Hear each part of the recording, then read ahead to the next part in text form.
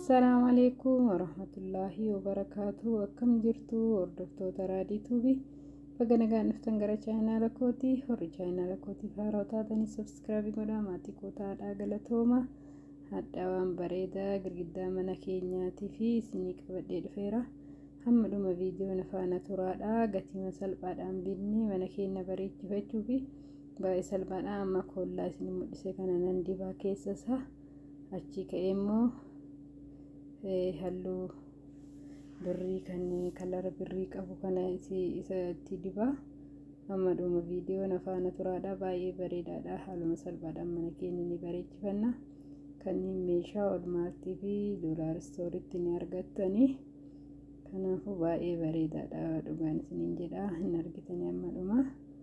Haaluma salphaadhaan akkana goonaa irraan harca'u takkittiitti gonnaaniin irraan bu'uudha.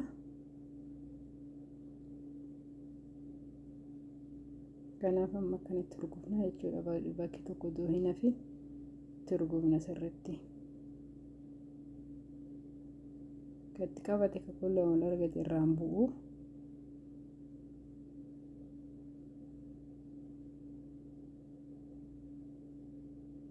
Kun amma akkanatti hunda isaa waliin ga'eera. Bareeda ta'eera.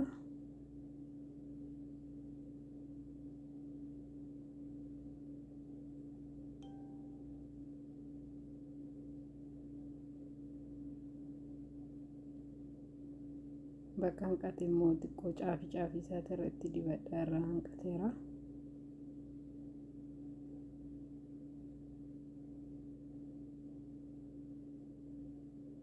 Amma walitti godhaa jechuudha. Fuullaadhaan itti qabsiisa. Biluudhaan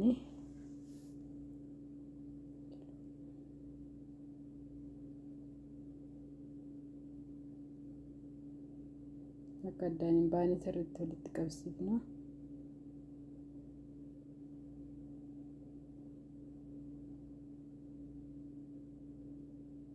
Garuu asiin walitti qabatu caafirraan itti qabsiisu guyyaa sirriitti. Achi caafii kanneen sirriitti akka ol qabatu goona.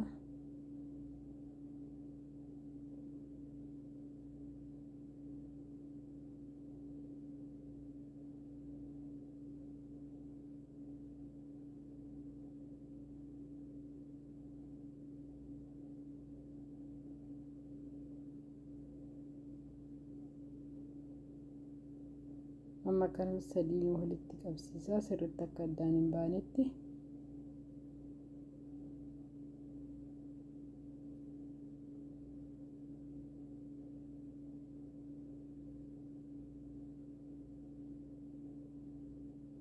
Malee bareeda.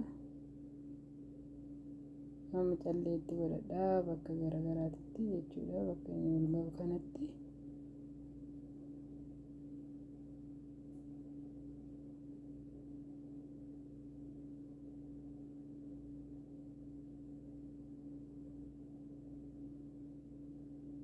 Akkuma argitan kana bareeda ta'eera.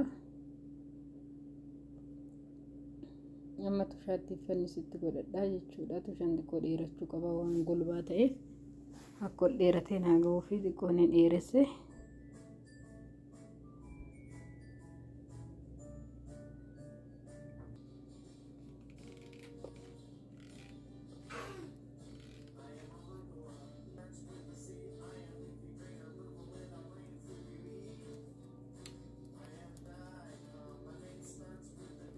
Harkaan xiqqoon irraa guddatee irraa mura.